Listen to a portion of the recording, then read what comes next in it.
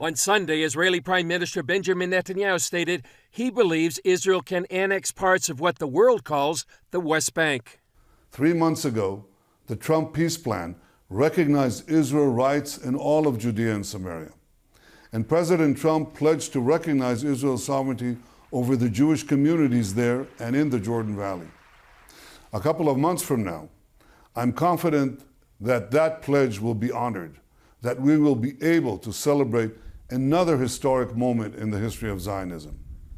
A century after San Remo, the promise of Zionism is being realized.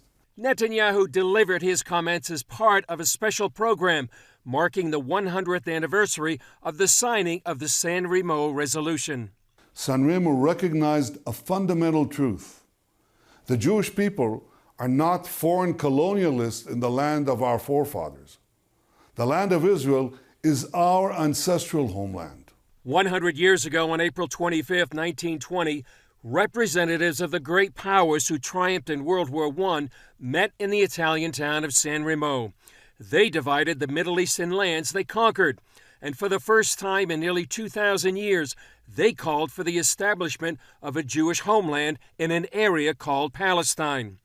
The resolution also included the Balfour Declaration, written by England's Lord Balfour in 1917, which called for the establishment in Palestine of a national home for the Jewish people.